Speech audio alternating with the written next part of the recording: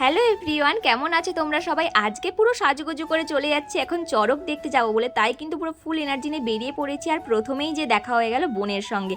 আসলে মা আর বোন গেছিলো ডাক্তার দেখাতে, তো ডাক্তার দেখিয়ে ওখান থেকে পুরো চড়ক দেখতে এসছে। আর আমি তো তারপরেই গেলাম। আর তোমাদের এখন বলছি, সামনে যে পরিমাণের ভিড় দেখতে পাচ্ছি, মানে যেখানে চড়ক হচ্ছে সেখানে তো আরও বেশি ভিড় হবে। ওই দেখো চড়ক কার দেখা যাচ্ছে, ওইখানে চড়ক হচ্ছে আর আমি কিন্তু অনেকটাই দূরে ছিলাম।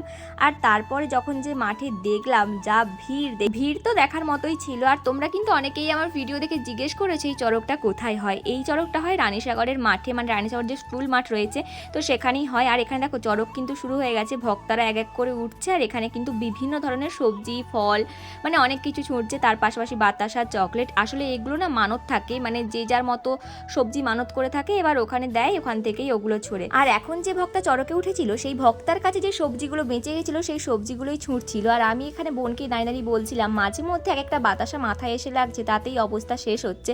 মানে ভাবো, একটা যদি মাথায় বেল এসে পড়ে তাহলে কি হবে। আর এই যে লাইটটা দেখছো না, এই লাইটটা খুব মানে প্রবলেম করছিল। যে দিক থেকেই ফোনের ক্যামেরা ধরছিলাম সেই দিক থেকেই খালি লাইটটা প্রচুর ডিস্টার্ব করছিল। তাও সাহস নিয়ে কিন্তু গুটি গুটি পায়ে আমি এগিয়ে গেছিলাম, যে যদি আমি কিছু পাই, অনেকেই তো ঘুরাচ্ছে। তারপরে যা ভিড় আর ঠেলাঠেলি দেখে আবার বাবা আমি আমার জায়গায় চলে এসেছি, কারণ আমি তো ক্যাশ ধরতে পারবোই না, খালি খালি মাথায় লাগবে আর লোক ঘুরিয়ে নিয়ে যাবে। সেই জন্য কোনো রকম আর রিস্ক নিইনি, কারণ আমার দ্বারায় বাতাসা আর চকলেট কুড়ানো ছাড়া এর থেকে বেশি কিচ্ছু হবে না। তো এই দেখো এখানে চকলেটও কুড়িয়েছি, আর আমার মা বলছে আমি একটাও কিচ্ছু পাইনি। আর এখানেও কিন্তু অনেক বাতাসা টাতাসা ছুটছিল। যাই হোক, চড়ক টড়ক চলতে থাক, এবার আমাদের যেতে হবে কিছু খেতে, আর বাড়িও ফিরতে হবে, অনেকক্ষণই চড়ক হবে যেহেতু।